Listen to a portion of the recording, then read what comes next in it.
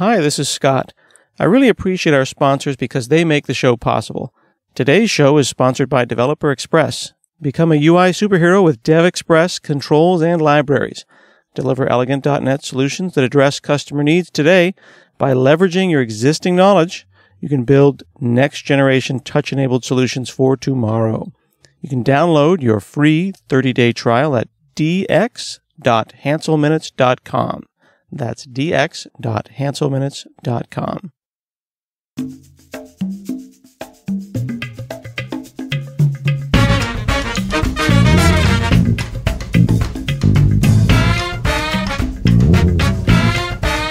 Hi, this is Scott Hanselman. This is another episode of Hansel Minutes.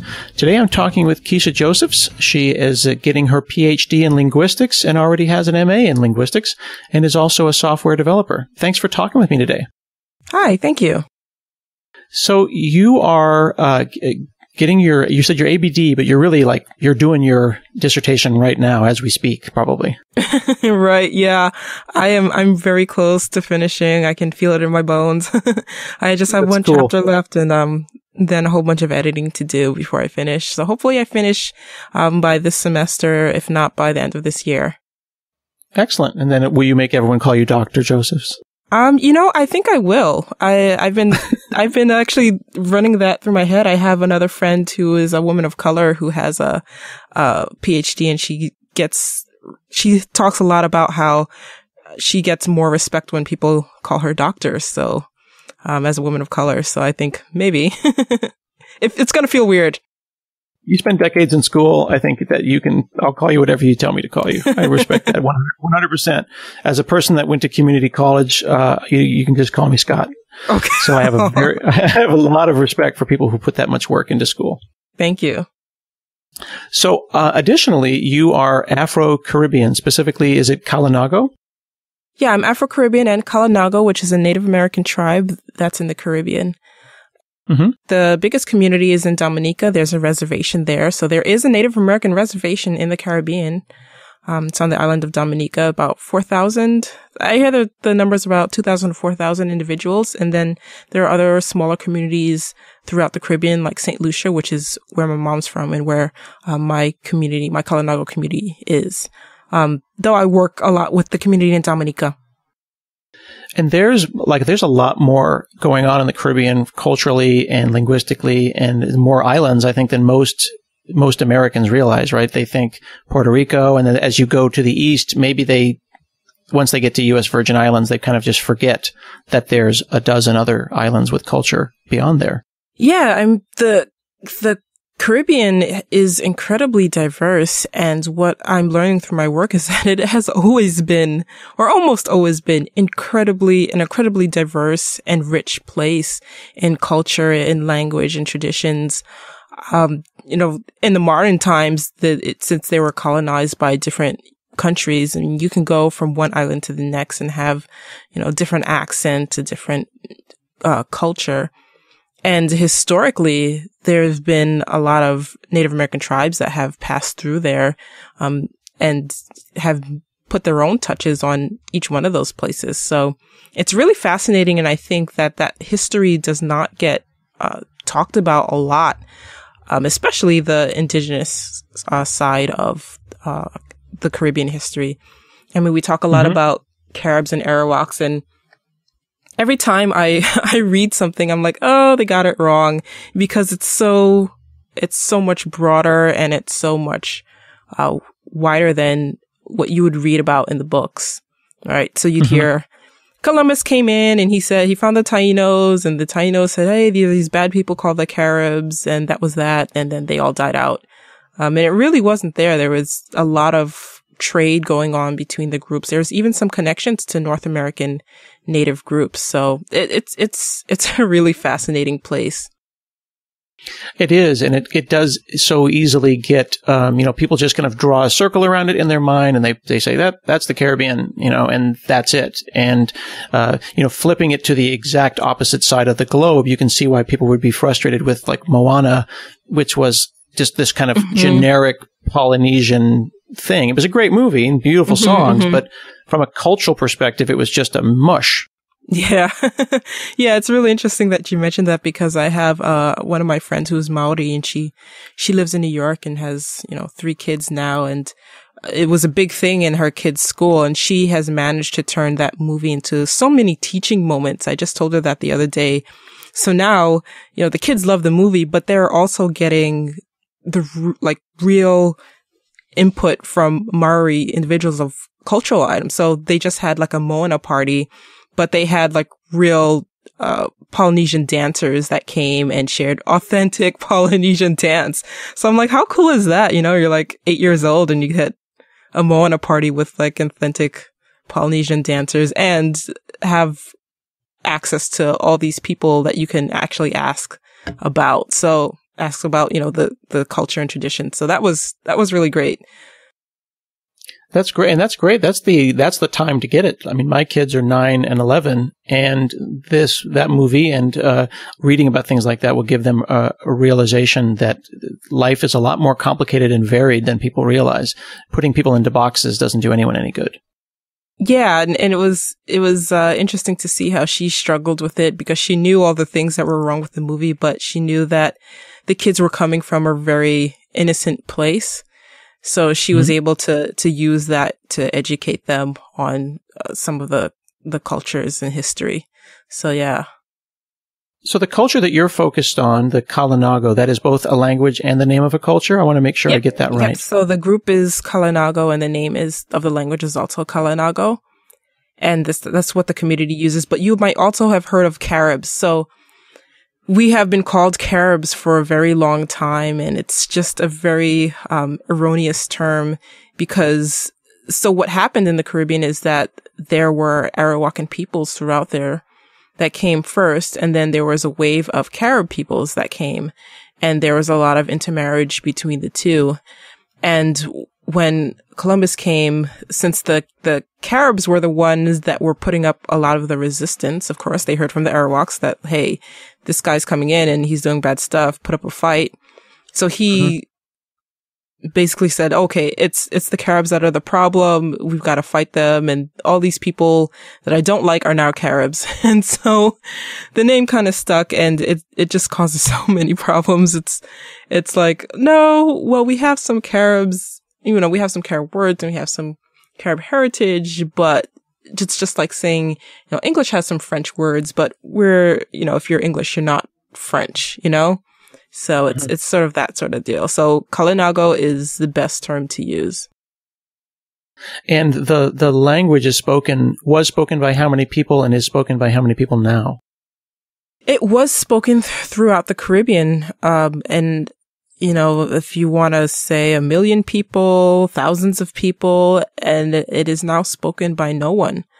So that language lost. Our last fluent speaker, it said that she died. Her name was Ma Gustav, and she died in the 1920s. And since then, there are people who remember bits of the language, so there are rememberers of the language. But since then, there have been no fluent speakers of the Kalinago language.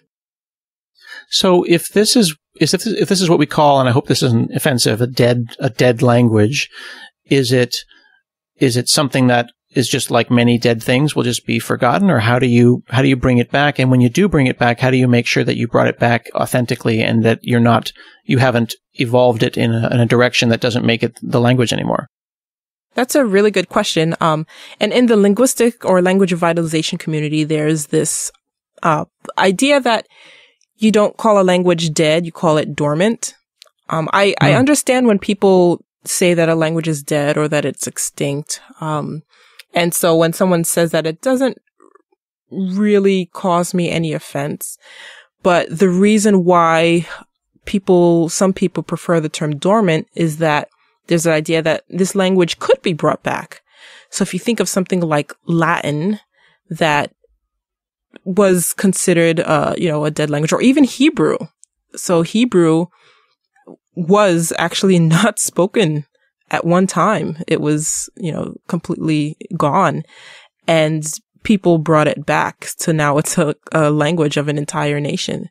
So it's the idea that, well, if the language is dead, then it can't come back. But these languages came back. So, you can call that dormant. But in regards to the other part of the question, so how do you make sure that you're getting it right, basically? So what I do is, first of all, we have a lot of documentation on our language. So we have a dictionary from 1665.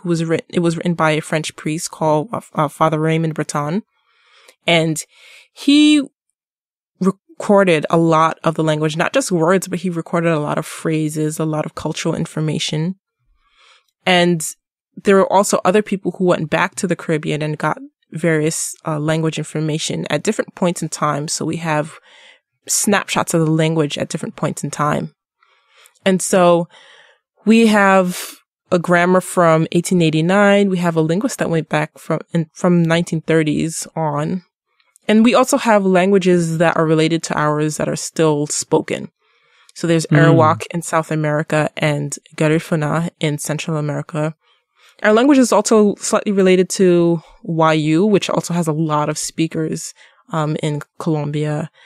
So I can use those languages and compare them to my language, Kalinago. And through linguistics, historical linguistics, you can see regular sound changes to see what this might be in my language. So, for example, in Garifuna, the word for like the bow of a bow and arrow is gimara. And in Kalinago, it's shimara. So where Garifuna tends to have gi, we tend to have shi. So if I see a word in Garifuna that has that gi sound, I know where to look for it in the dictionary. If it's not there, then I can safely say, hey, it probably would have been she, because we don't have gi in our language. So interesting. That's a little bit of the way I do it. And in terms of, authenticity, I think that's something that's asked a lot of Indigenous people, that we somehow have to be more authentic in order to be accepted. And it's not something that's asked of other people. So, I don't know your heritage, Scott, but are you an authentic person because you do you speak the language of your ancestors, or do you dress in that sort of way? Are you getting it right? Oh, that's a good point. So that's very interesting that you brought that up, because so I said kind of getting it right, and and by that I meant, like, are we sure we're speaking it the way they spoke it 200 years ago? And you then use the word authentic, which is a valid paraphrasing of what I said. That's interesting. I didn't realize the implications of asking that. Yeah, it's something that because it isn't meant to be a threatening or a pressuring thing. It's meant to be like if I was going to start speaking Middle English, I don't know if I'd be speaking it the way they actually spoke it because there's no recordings. Right. But then let's say that we all started speaking Middle English and it became the new Middle English. Who cares if it was if we pronounced it right or not? It doesn't make us less authentic, is what I'm hearing you say. Yeah, exactly. And a language that doesn't change is truly dead. So language is constantly changing. So if your language is one that doesn't change, it means you probably don't have any speakers. So what I try to do in my work is definitely, if it's recorded, try and use that, but also realize that it's not going to be what was spoken in 1665. It's just not. We don't have all that information, and you have to be comfortable with that. But then again, I don't speak English like we spoke it in 1665. I definitely don't, although I think it's beautiful the way it was spoken then. But I don't, and we're okay with that. So I think that. And a lot of communities, Native American communities, struggle with that. So I think that's one thing that they have to understand, is that it's not about getting it right or wrong. It's just doing the work and getting it spoken. And that once it's spoken as a natural language, those language changes will evolve over time. Interesting. So then the more people who start speaking this, you'll be chatting with someone in Kalinago, you'll hear the way they pronounce something, it'll feel better or feel right in your mouth, and you'll either consciously or subconsciously pick it up, and then more people will start to say that way, and it grows over years, presumably. Yeah, and that's a pretty good description about language change in general. So an interesting language change, for example, I remember when I was younger, a lot of when Valley Speak started to get popular, especially up talking, like when you ask a question, where you say something and it sounds like a question, you sort of do this thing. Yeah, that was my time as well. Yeah. And I remember it being restricted only to, first it was only restricted to, it seemed like white people, white girls in particular. And now it has exploded to that's just a way a lot of young people talk. Little boys included. I've heard little boys talk like that. And no, my little black boys talk that way. Right. And so it's a change that happened within our lifetime that we could actually see. So, no, that's a good example. Yeah. And when you said that, of course, the first thing my brain went to was like, stop trying to make fetch happen. It's not going to happen. Right. And so you can see those little sound changes, and I love seeing those things. I know they probably annoy a lot of people, but when I see those things happening, I'm like, oh, cool, yay. It does bring up an interesting thing, though, because you mention that using Valley Speak, there are, it was originally kind of like from the ethos of it is around white girls in the Bay, the Bay rather, in the OC rather, but but black folks that grew up in the OC talk like that too, it just depends on where you grew up and where you came from. And then you hear people in New York or someone like me from Portland can pick that style of talk up. Is it so then pivoting, when is it appropriate to, for someone like me to study or learn about Kalinago, and when does appreciation become appropriation? I think, in this talk of appropriation, we have to remember that, and what often doesn't get talked about is that there's a power dynamic in appropriation. And so it's not just, hey, if you learn my language, you're appropriating it. It's more of, if you learn the language and then you decide, hey, maybe I want to copyright this and use it for my brand. And then you spread it around, and you have that power to completely change the meaning that a Kalinago person doesn't. That's when I think it becomes the level of appropriation. So that's where you get into the field of Native American mascots and where they're appropriating, because they have millions and millions of dollars to redefine what that Native American image is. And that's appropriation. And so if you wanted to learn Kalinago, I'd say fine. I'd probably want to make sure that the community's needs are taken first. So, taken care of first. So my thing is creating language materials for the community that's more accessible for them. And then the community gets to decide whether they want to open it up or not. And then you can go from there. But I wouldn't say if you right now like, hey, can I learn Kalinago? I'm not going to say, oh my gosh, you're appropriating, because I don't think that it is. I think that the example of copywriting is a really good one. I was thinking about the Tesla company and how they named their company Tesla, and they didn't have to ask the Tesla family or Nikola Tesla's. They took over his name, paid nothing for it. Right. So if I decided to make a new electric car and I called it, the Kalinago, and then, a year later I become famous and popular, I have just completely appropriated the name of something without paying anyone and turned it into a thing. That is not the original thing. That is a great example that you had there. Right. And the other point about putting the tools to learn a language in the hands and in the form of the people who need it the most. For example, my wife speaks Ndebele, which is like a Zulu or Bantu language. When I learn it, I am reading there's not a lot of like, hey, white folks, learn Zulu, like docs. There's no books on that. So I'm reading the books that she learned from, you know what I mean? Because those are the books where that was needed. So in what form do you put the things to teach Kalinago? Is it multimedia? Is it books? Is it an app for their phones? Is it paper? How do you teach this?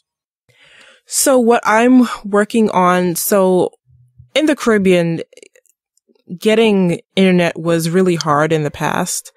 Getting high-speed internet was really hard. When I went there in 2011, I remember having to we had to park outside this tourist bar. We drive like a couple minutes to park outside this tourist bar to get like to hijack their free Wi-Fi.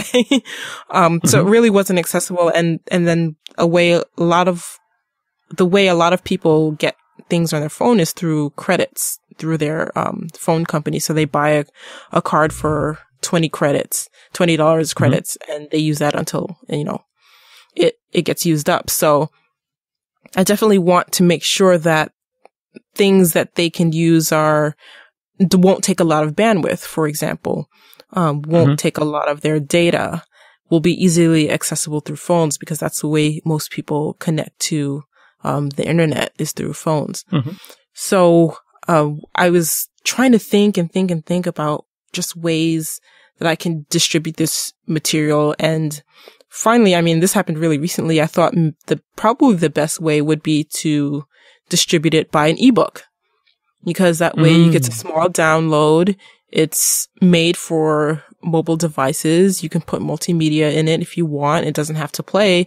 So it's something that's small, won't take a lot of bandwidth, but still is mobile friendly. So I'm working on that right now. Interesting. That's a good idea.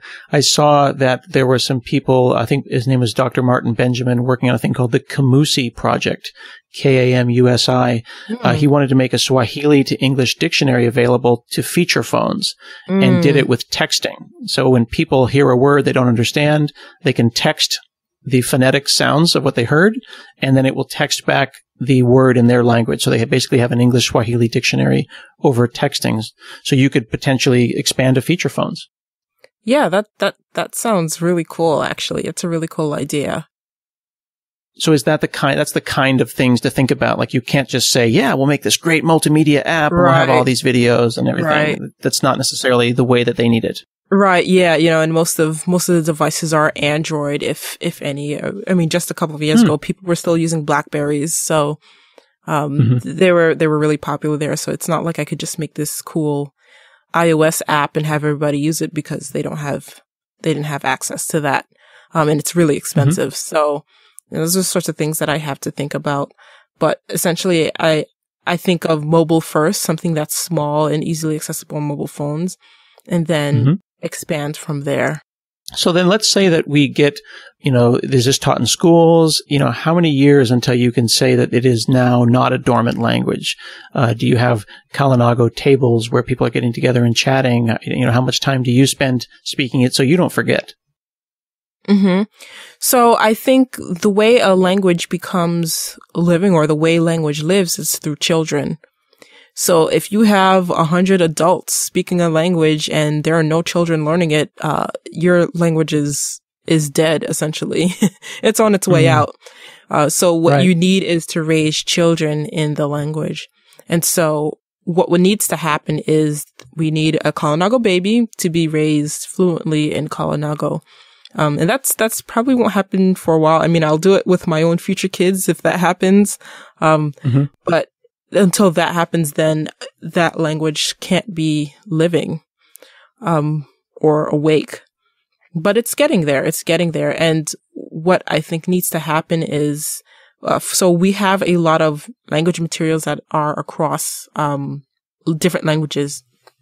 So I'm working with materials that were written like Kalinago French dictionary, and then I have a Kalinago Spanish translation, and then there's some Arawak Dutch, dictionaries, and so I'm working with all these languages, and I love learning languages, but it does make things very slow. It does make getting material out very slow, because first I have to translate things, and then I have to cross-check the translation, and then I have to compare it with the related language. So, it's a lot for one person. So what I'm hoping is that I can get more Kalinago members, or more members from the Indigenous Caribbean community to help out more with, getting these language documentation accessible to other people. And then we can start to create curriculum and materials and classes and language tables for them.